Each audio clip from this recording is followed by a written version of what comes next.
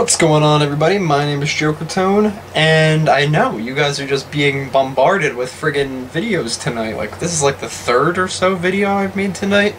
But yeah, like, this is like surreal. Normally this really never, well, it kinda happens from time to time. But enough about that. I am here today to talk about Shuriken Sentai Ninninger Episode 6. I know I'm a couple weeks late. I think I'm like 2 or 3 weeks late for this episode. But that's fine. Better to do it late than to never do it at all. Which, hey, you know, doing it late, so it's better than not at all. So, in this episode, we see the 5 Ninninjers taking their, kind of like an exam, just to see kind of how well they're doing so far. We get that kind of stereotypical setup where it's like everybody but one of them passes, obviously. I feel like that's just kind of a given in shows like this and like Power Rangers and stuff, that somebody isn't going to pass. So, Taka, the Red Ninninger, doesn't pass. So while he's retaking his exam, the other 4 are being sent away to fight a monster, some flute monster, who apparently plays music, but he does it well, and yet everybody still getting hit by it.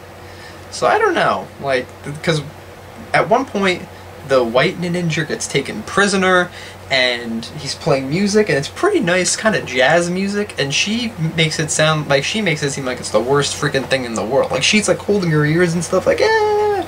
And I'm just sitting there like, it's not that bad. I mean, it's better than what I could do. But we also see Lord Gabi. I'm probably pronouncing his name wrong. Lord Gabi, Lord Gabi. I don't know. The friggin' dude with the evil samurai dude who has been following the Red Ninninger for a couple episodes now, has just been fed up with it, and this episode he bargains the white Ninninger to kind of get him to come into this other world and fight him 1v1, and that works. So while they're fighting 1v1, the other 4 are fighting the flute monster. And let me just say, it's still early in the series, so obviously he gets his ass fairly kicked by himself by 1v1.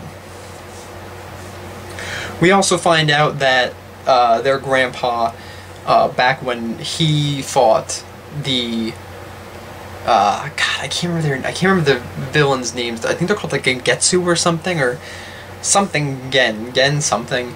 I really have to look into that so I can pronounce it better. But basically, back when he fought them, there was this foretold, or like this made sealing shuriken that was supposedly able to lock them away and their master, yet he never did it.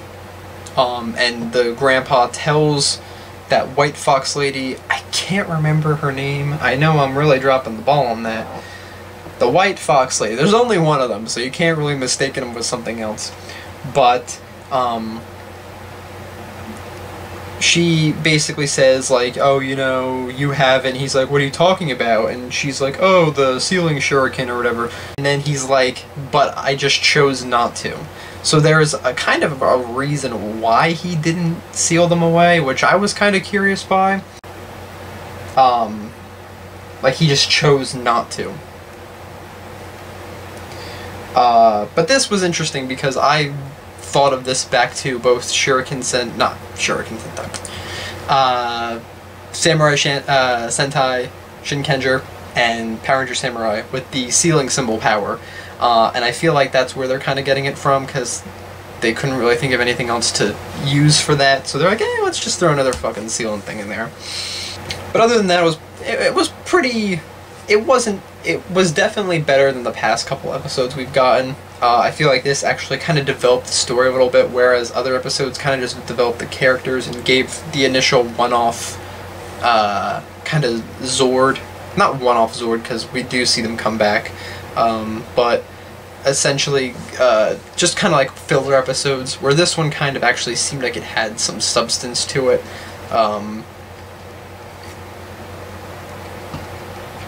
And at the end of the episode, we see the Red, I can't remember his name, Kaku Ranger, I think. Red Kaku Ranger. Basically our alien rangers, the red one, and then the Red Hurricaneger, which is our Ninja Storm, kind of appear off to the side of the screen. Kind of like they were watching them, which I thought was pretty cool.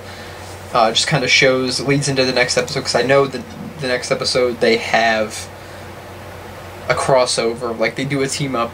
I would have liked it a little more if maybe we saw all the members, but who knows? You know, we don't know. They could down the line do one with both Blue Rangers, both Yellow Rangers. I know they both don't have Green Rangers, but like the other ninja-esque team members, and that'd be pretty cool too. But yeah, so other than that, pretty solid episode. Like I said, it wasn't filler. It had substance to it. It felt like it advanced the story. But yeah, no. I got really nothing else to say. I'm trying to think, because there was the ceiling shuriken and the grandpa fighting the white fox monster. The Red Ninninger going 1v1 with Lord Gabi or Gabi or whatever his name is. Like, favorite, let me know what you guys think down below. Always share your thoughts. I love to hear them, and I really like kind of talking about this stuff and just debating people's others' opinions. Wow. It is really late. Well, it's almost 11 o'clock. But yeah, so like, favorite, and until next time, peace.